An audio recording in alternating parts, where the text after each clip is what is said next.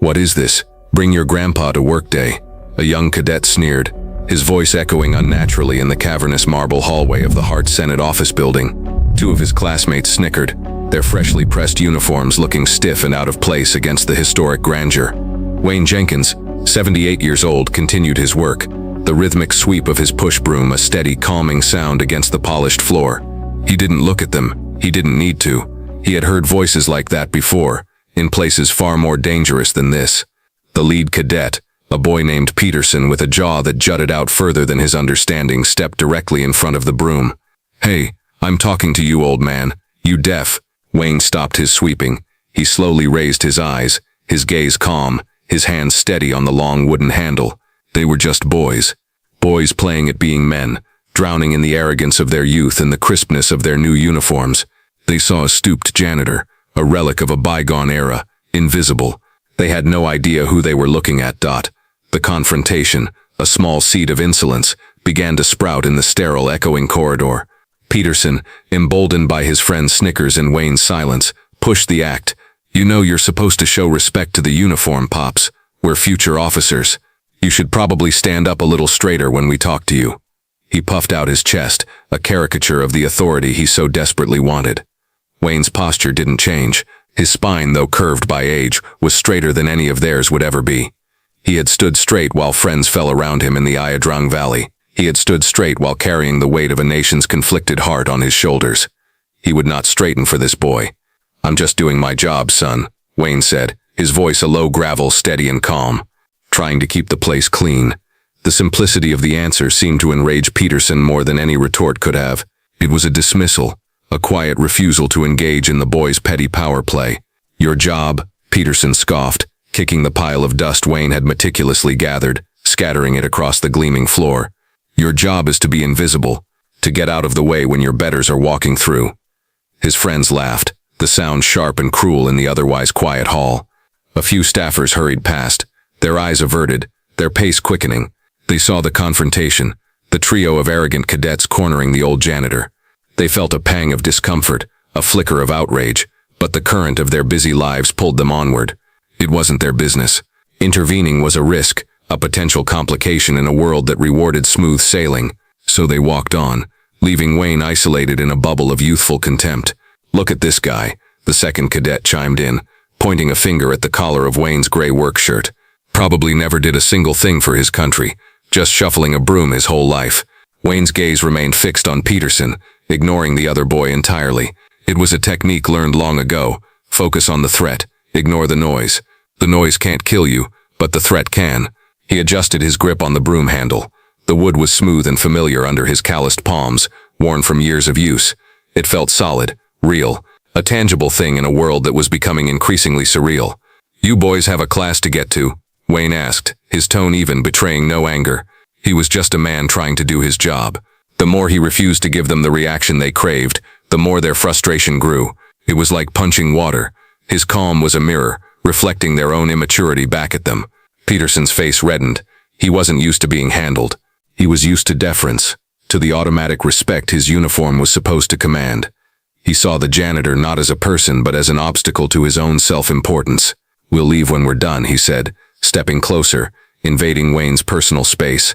The scent of cheap cologne and youthful sweat filled the air. "Maybe we should teach you a lesson about respect. Maybe you need a reminder of who's in charge here." The air crackled with a tension only Wayne seemed fully equipped to handle. The boys were escalating, their words turning into veiled threats, their posturing becoming more aggressive. They were children throwing a tantrum, but they were children in the bodies of men, and that made them dangerous. Wayne simply held his ground, his silence a shield, his calm a weapon they had no defense against. The scene was a slow-motion car crash, an injustice unfolding one cruel word at a time on the cold, indifferent marble. A flash, hot and sudden, blindsided Wayne. It wasn't the harsh fluorescent lighting of the hallway, but the blistering, unforgiving sun of a Vietnamese jungle. The mocking voice of the cadet faded, replaced by the rhythmic thwump thwump thwump of Huey helicopter blades beating the thick, humid air into submission. For a split second, the polished marble floor became a muddy LZ, the sterile air thick with the smell of cordite, jet fuel and fear. On his work shirt just above the pocket was a small, faded pin. It was a simple silver star, its points dulled by time, almost invisible against the gray fabric. One of the cadets had gestured at it mockingly. "What's that, your perfect attendance award?" The boy's laugh was sharp, but Wayne didn't hear it. He saw another hand, young and strong, pinning an identical star onto his fatigues. He saw the face of Sergeant Miller, 19 years old and impossibly old at the same time, grinning at him before they boarded the chopper for the assault on Hill 937. "For luck, Jenkins," Miller had said, his voice barely audible over the rotor wash. "So you remember how to get back." The memory was a ghost, a fleeting echo that lasted no more than a heartbeat, but it solidified something in Wayne. The broom in his hands felt less like a tool and more like the stock of his M16. His posture ever so slightly shifted. He was no longer just a janitor. He was a man who remembered how to get back. From a side corridor, hidden from the cadet's view, a young legislative aide named Sarah had stopped. She was on her way to deliver a stack of documents, a task of mundane importance, when the raised, arrogant voices had caught her ear. She saw the three cadets, their backs to her, looming over the old janitor. She recognized him instantly. It was Wayne, the man who always had a quiet good morning for everyone, the one who hummed old tunes while he worked, a fixture of the building as solid and dependable as the marble columns. Her first instinct was to walk away, just like everyone else. She was an intern, a bottom-rung player in a high-stakes game. Confronting cadets from a prestigious academy was not in her job description. It was a career risk. They could have connections.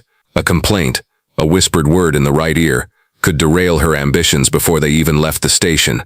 She hesitated, her shoes frozen to the floor. Then Peterson kicked Wayne's dust pile. It was such a small, petty act of cruelty, but it broke through Sarah's hesitation. It was wrong. It was a simple, unambiguous wrong. Her grandfather had served in Korea. He was a quiet man, much like Wayne, who carried his stories deep inside him. She saw her grandfather in Wayne's place, and the thought filled her with a hot, protective anger. She backed away slowly, her heart pounding. She wouldn't confront them directly. That would be foolish. But she wouldn't walk away either. She knew who she had to call. She ducked into a small alcove, her fingers trembling slightly as she pulled out her phone. She scrolled through her contacts, past senators and chiefs of staff, looking for a specific extension. It was a long shot. He was one of the most powerful and perpetually busy men in the entire military command structure, with an office on the top floor. He probably wouldn't even take her call. She found the number for the executive assistant of Colonel Marcus Thorne. She took a deep breath and pressed the call button. The phone rang once, twice. Colonel Thorne's office. A crisp voice answered. Sarah's voice was a nervous whisper. "My name is Sarah. I'm an aide in Senator Bradley's office.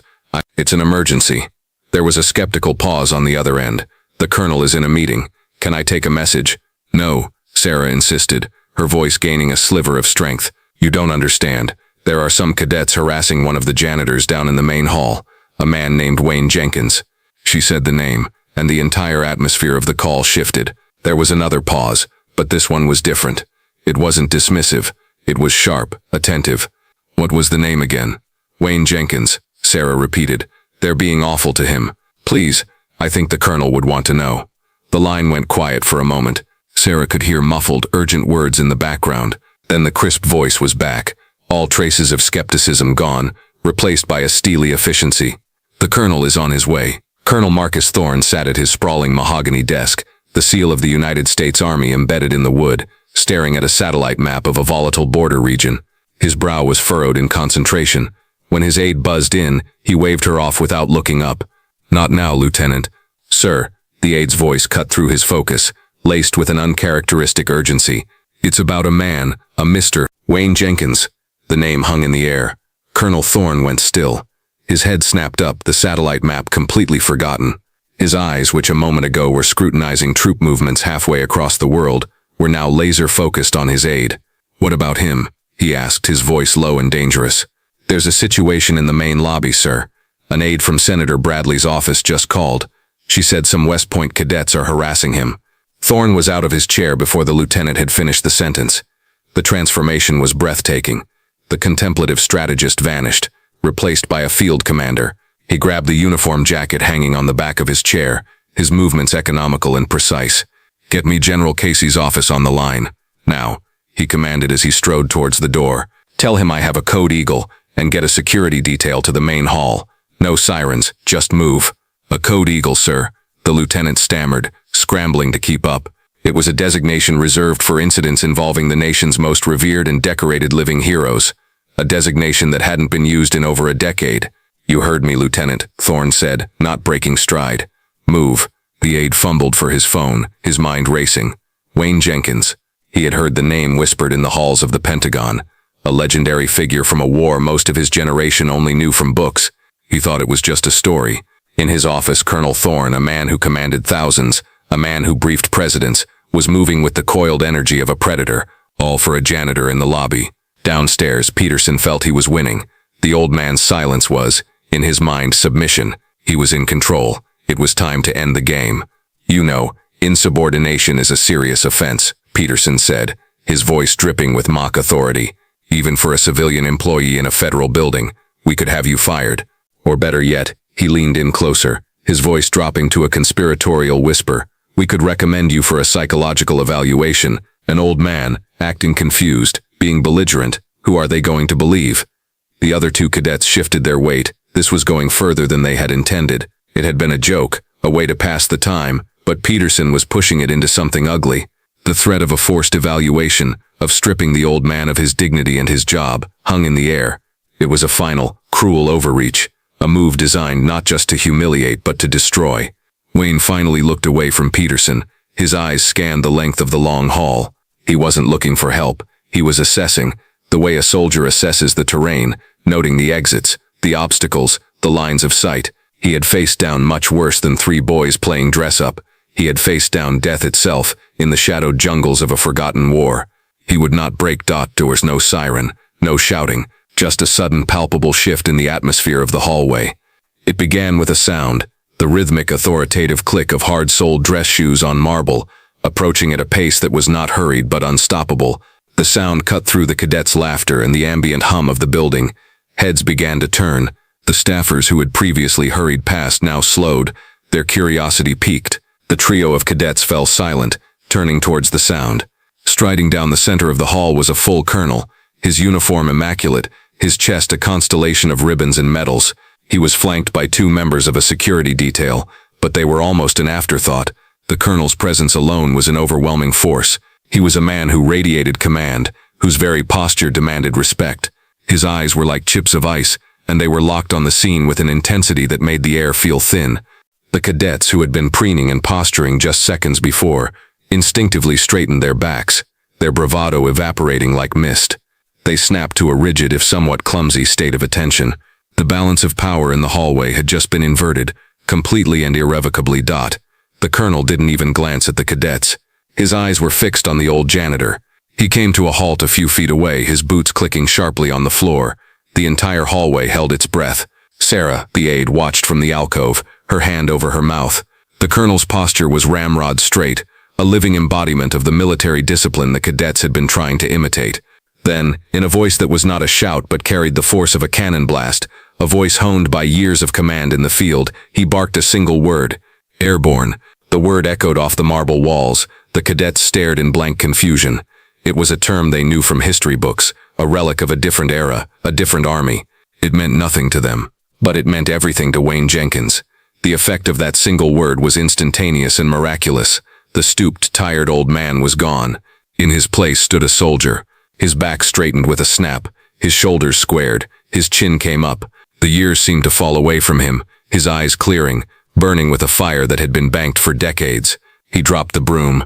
It clattered to the floor, forgotten. His body, old and worn, locked into a perfect textbook straight position of attention. And from his lips, in a voice that was rough and rusty but utterly firm, came the reply, roared with a lifetime of conviction. "All the way." Colonel Thorne's hand snapped up in a salute so sharp, so precise it could have cut glass. He held it, his gaze locked on Wayne, a silent testament of respect passing between two warriors. The cadets were frozen in stunned disbelief.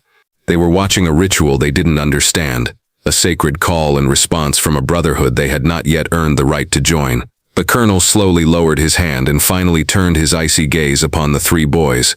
"Do you have any idea who you are talking to?" he asked, his voice dangerously quiet. The cadets were speechless, their faces pale. "You are standing in the presence of Sergeant Major Wayne Jenkins," the colonel announced, his voice now rising to fill the hall. "A prosecutor listing the charges against an unseen enemy. This man is a recipient of the Distinguished Service Cross. He has 3 silver stars for gallantry in action. 4 bronze stars for valor, 5 purple hearts. With each medal he named, the crowd of onlookers, which had grown considerably, let out a collective gasp. This man, the colonel continued, his voice shaking with a controlled fury, led the forlorn hope charge at the Battle of Hamburger Hill after his entire command staff was killed. He held the line for 72 hours, alone, against an entire enemy battalion. He refused a battlefield commission 4 times, saying he belonged with his men. He is not a janitor. He is a living legend, and you worthless, arrogant children had the unmitigated gall to disrespect him on the floor of the United States Senate. The silence that followed was absolute, broken only by the sound of Peterson's jaw hitting the floor. Colonel Thorne took a deliberate step toward the cadets, who seemed to shrink under his gaze. "Your names," he commanded. They stammered their names, their voices barely audible. "You will report to my office at 0600 tomorrow morning in full dress uniform," he said. "You will spend the next 6 months studying every after-action report from Sergeant Major Jenkins's unit. You will write a 100-page paper on the meaning of honor, courage, and respect. And you will be fortunate if at the end of that I don't have you drummed out of the service entirely. You are a disgrace to the uniform you wear." He turned his back on them, a gesture of ultimate dismissal. He then faced Wayne, his expression softening entirely. "Sergeant Major," he said, his voice now filled with warmth and reverence. "It is an honor, sir." Wayne, who had remained at attention, finally relaxed. A small, weary smile touched his lips. He looked at the 3 terrified boys, and for the first time, a hint of pity entered his eyes. "They're just kids, Colonel," he said softly. "Full of fire. Need to be aimed in the right direction is all." He bent down, his movements slow and deliberate, and picked up his broom. "A man's worth ain't in the medals he wears or the rank on his collar," Wayne said, his voice just loud enough for the cadets in the crowd to hear. "It's in the job he does, and doing it right, no matter what it is." He looked at the broom in his hands. "This is my job now, and I aim to do it right." The simple wisdom of his words, delivered without an ounce of anger or resentment, was a far more powerful rebuke than the colonel's fury. It was a lesson in grace from a man who had seen the very worst of humanity and had chosen in the end to be kind. As Wayne spoke, holding the worn wooden handle of his broom, another image flickered behind his eyes. It was the same silver star pin, new and gleaming, being pressed into his hand, not by Sergeant Miller this time, but by a Vietnamese village elder. Wayne's unit had protected the village from a Viet Cong attack, and this was their offering of gratitude. It was a cheap, simple thing, probably bought at a market, but it was all they had. For the soldier with the quiet eyes and the strong heart, the old man had said through a translator. That pin wasn't a military award. It was a reminder of who he had fought for, of the innocent people caught in the crossfire. It was a symbol not of valor in battle, but of the quiet duty to protect those who could not protect themselves. A duty he was, in his own small way, still performing every day. The fallout was swift and decisive. The 3 cadets endured the most grueling 6 months of their young lives under the direct, unforgiving tutelage of Colonel Thorne. They did not get drummed out of the service, but they were forever changed. The arrogance was sandblasted away, replaced by a profound and humbling understanding of the legacy they had sworn to uphold. The incident prompted a formal review at West Point, leading to the creation of a new mandatory course for all first-year cadets, The Legacy of Valor, a history program focused on the stories of enlisted heroes, with the first chapter dedicated to Sergeant Major Wayne Jenkins. The building's administration sent a formal written apology to Wayne, which he accepted with a simple nod before promptly using it to wipe up a small coffee spill. Life for him went on. The floor still needed to be cleaned. About a year later, a young newly commissioned second lieutenant was walking through the Hart building. He saw the old janitor sweeping the floor. He stopped, his posture straight, his eyes clear. It was Peterson. He waited until Wayne looked up.